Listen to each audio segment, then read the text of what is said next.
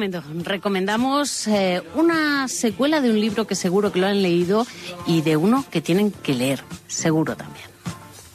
La librería de Ángela, un refugio literario y cultural. Libros y objetos curiosos. Librería singular especializada en editoriales independientes. Un espacio cultural concebido para dar visibilidad a autores noveles y a todos los consagrados que nos quieran visitar. Organización de eventos socioculturales, presentaciones de libros, firmas de ejemplares, recitales de poesía y lecturas de relatos, charlas, coloquios y filandones. La librería de Ángela, un lugar para soñar. Calle de los Herreros 38, Benavente. Síguenos en Instagram. Y en esta ocasión, Joaquín Posado nos trae un libro que en algunos sitios he visto presentado casi como una secuela. Y a mí lo de las secuelas siempre me da mucho yuyu. A mí también. Joaquín, buenos días. Hola, buenos días. ¿Qué tal estamos? Ya estamos en septiembre. Ya estamos en septiembre. Qué agradable, qué sensación tan El mes tan de las interesante. colecciones. Bueno, pues es verdad. John Boyne. Lo conocemos todos por ser el escritor que publicó hace ya unos años, casi 20, El niño con el pijama de rayas. Aquella novela juvenil que también lo era para adultos, tan fuerte y necesaria en muchos casos. Ahora hablaremos un poquito más del asunto. Pero después de haberlo leído, después de haber leído la novela que hoy presentamos, Todas las piezas rotas, me he quitado ese prejuicio, podríamos decir. ¿Por qué? Porque no hace falta haber leído El niño con el pijama de rayas para leer esta novela, en absoluto. Y porque tiene tantos valores, es tan potente, tan fuerte, que no precisa de ninguna referencia que la valide o que le dé importancia. Por tanto, hay que leer Todas las piezas rotas. Ya vamos a ver ahora por qué. Porque John Boyne, que nació en Dublín, un irlandés de 53 años, se formó en el Trinity College de esa ciudad, es un escritor, periodista, crítico literario, llegó a impartir clases también de escritura creativa en la Universidad de Anglia del Este y, en fin, se hace famosísimo con El niño con el pijama de rayas. Se ha traducido a más de 50 idiomas. En España la publicó Salamandra en 2007.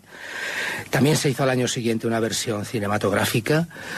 Pero, por favor, no solo no deben esperar a la Lean película. el libro. Leed el libro, porque podéis poneros en el lugar de Bruno, ese niño que nos cuenta su historia, muy dura.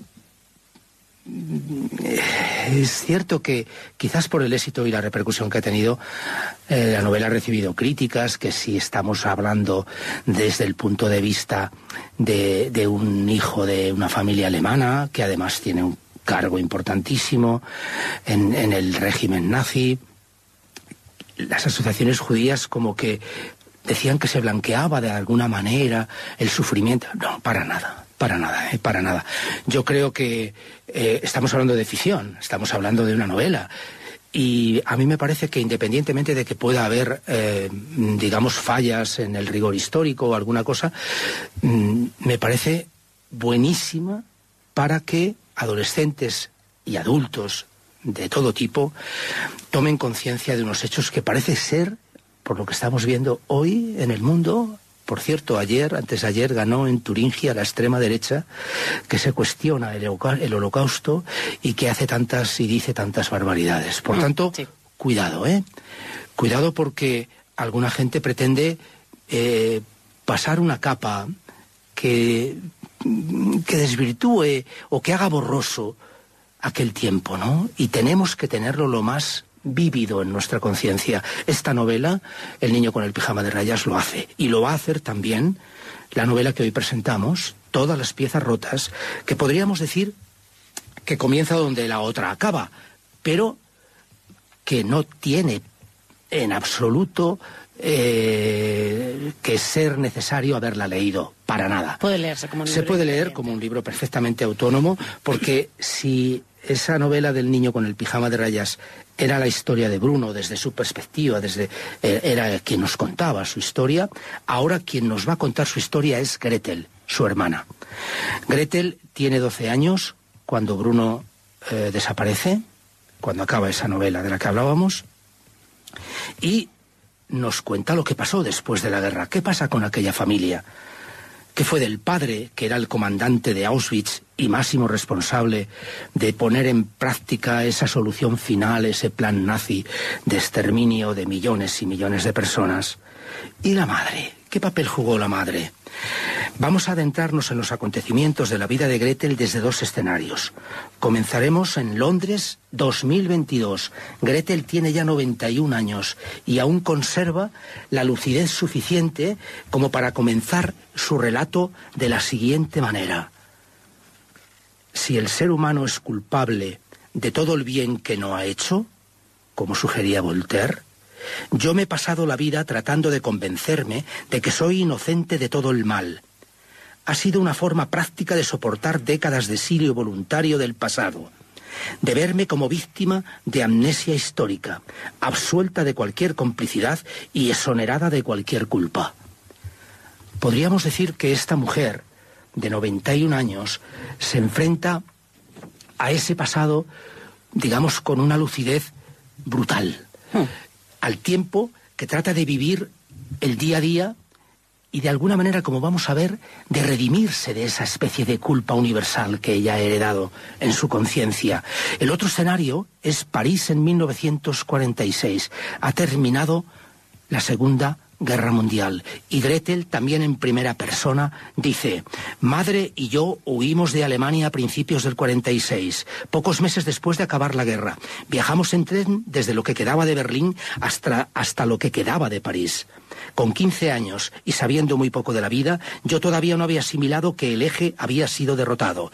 Padre siempre hablaba con tanta convicción de la superioridad genética de nuestra raza y las incomparables dotes del Führer como estratega militar, que yo había dado por hecho que nuestra victoria estaba garantizada. Sin embargo, sin saber aún cómo, habíamos perdido. Este es el otro escenario en el que se encuentran. La novela navega magistralmente por varios contextos geográficos y vitales. Gretel va a tener en ese Londres de 2022 una especie de relación, o una especial relación, mejor dicho, con una familia que se muda a esa vivienda debajo de la suya, en la que ya lleva viviendo 60 años. En esa familia hay un niño, Henry, de 9 años, que le va a recordar dolorosamente al hermano que ella tuvo y que desapareció con esa edad. Los acontecimientos que rodean esa vecindad van a ser brutales, muy bien descritos, diálogos directos e inteligentes y reflexiones muy atinadas. Por cierto, después de esa huida traumática de París, Gretel acabará en Sydney en 1952, para volver finalmente a Londres en el 53 y ya no saldrá de esa ciudad. Parece que asistiéramos a un camino de redención de esta mujer. Siempre se ha sentido culpable de lo que le pasó a su hermano y por lo que hizo su padre y también por los crímenes, como veíamos, de su país, que consintió con un silencio cómplice. Los personajes de esa familia vecina en Londres serán una ocasión, al menos, de acallar su conciencia. Esta mujer, Gretel, se va convirtiendo en el transcurso de la novela en un personaje literario riquísimo y complejo, a veces contradictorio, a veces cruel, pero siempre creíble, verdadero, aunque pudiera tildarse en muchos casos de ambiguo.